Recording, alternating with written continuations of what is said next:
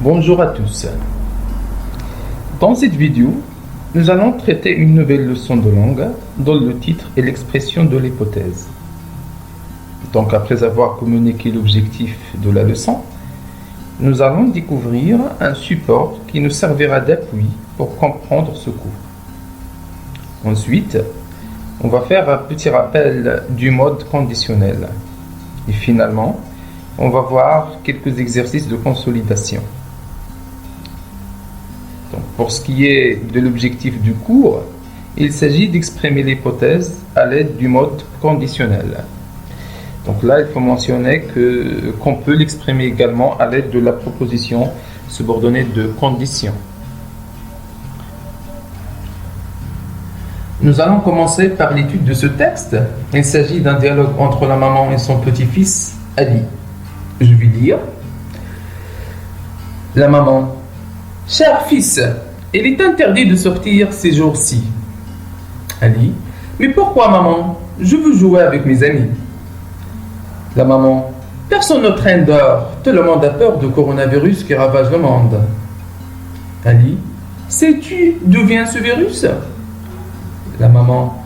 D'après ce qu'on dit, les chauves-souris seraient à l'origine de ce virus. Ali.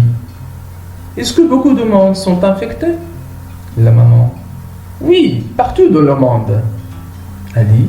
Et comment est-ce possible? La maman.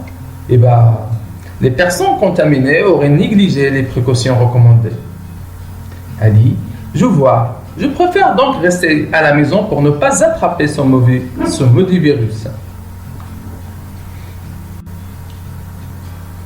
Passons donc aux questions de compréhension. Donc nous avons ici la première question. Qu'interdit la maman à son fils Ali? Donc la maman a interdit à son fils de sortir jouer dehors. Pourquoi la maman interdit à son fils de sortir? La maman interdit à son fils de sortir à cause du coronavirus qui ravage le monde.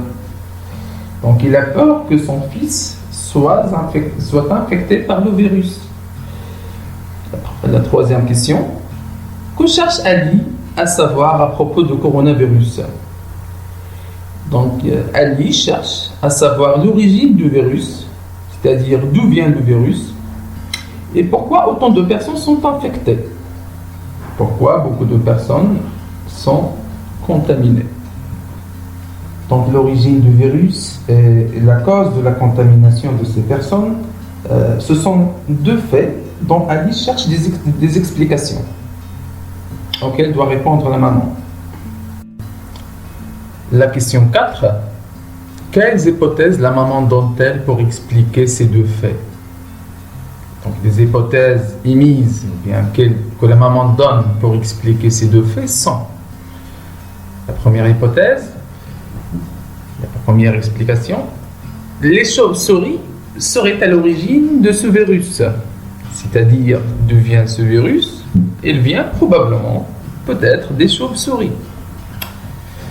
La deuxième hypothèse, les personnes contaminées auraient négligé les précautions recommandées. C'est-à-dire que les personnes contaminées, ils ont attrapé le virus, peut-être parce qu'ils ont négligé les précautions, ils n'ont pas pris au sérieux les précautions recommandées. La cinquième question. À quel mode ces hypothèses sont-elles exprimées? Ces deux hypothèses sont exprimées en mode conditionnel. Le verbe de la première hypothèse serait, c'est le verbe être au conditionnel présent. Alors que le verbe de la deuxième hypothèse aurait négligé, c'est le verbe négliger au conditionnel passé. La sixième et la dernière question. Est-ce que la maman est sûre de ces hypothèses, de ces informations qu'elle a données? Non, la maman n'est pas sûre de ces hypothèses. Elle donne des causes possibles ou bien probables. Donc elles peuvent être soit des explications fausses, comme elles peuvent être vraies. C'est pour cela, d'où l'emploi du mode conditionnel. C'est pour cela qu'on a utilisé le mode conditionnel. Ce mode-là, on l'utilise quand on n'est pas sûr de nos propos. Donc, je retiens. Qu'est-ce que donc l'hypothèse? L'hypothèse est une explication présentée comme possible, mais pas tout à fait certaine. C'est-à-dire, on n'est pas certain, ou bien on n'est pas sûr de cette explication, de cette hypothèse. Donc, c'est une explication probable. Pour exprimer l'hypothèse, on emploie le mode conditionnel. Au présent, comme le verbe être serait, ou au passé, le aurait négligé. Donc, puisqu'il s'agit du mode conditionnel, il convient de rappeler la formation de ce mode. Comment forme-t-on le mode conditionnel présent et passé? Donc, pour former, ou bien pour conjuguer un verbe au conditionnel présent, il suffit de garder le verbe à l'infinitif, puis on ajoute la terminaison suivante. AIS, AIS, AIT, IENS, IEZ, AIENT. Donc il s'agit de la terminaison de l'imparfait. Exemple, le verbe fermer, je fermerai. Donc comme vous voyez, ER, donc on laisse le verbe tel qu'il est à l'infinitif et on ajoute la terminaison qu'on vient de citer. Je fermerai, ERAIS, tu fermerais, il fermerait, nous fermerions, vous fermeriez et elle fermerait.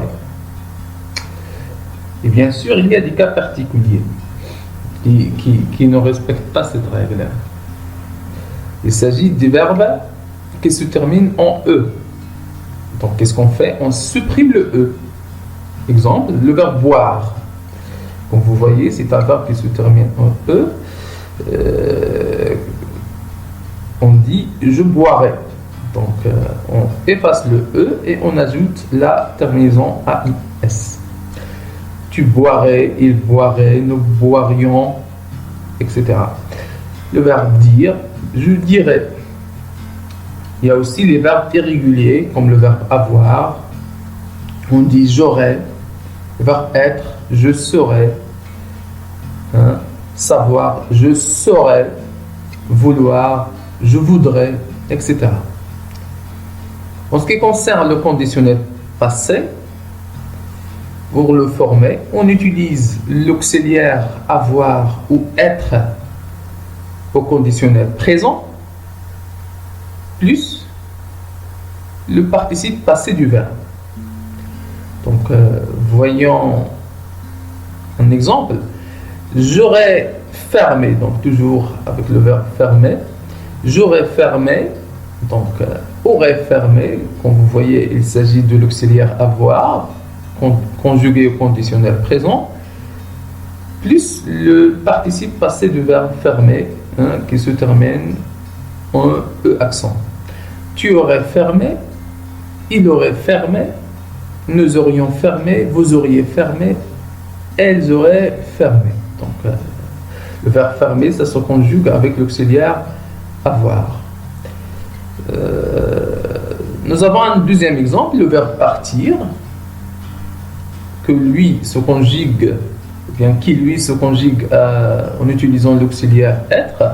Dans ce cas, on dit je serais parti, tu serais parti, il serait parti, nous serions partis, vous seriez parti, elle serait partie. Donc c'est simple.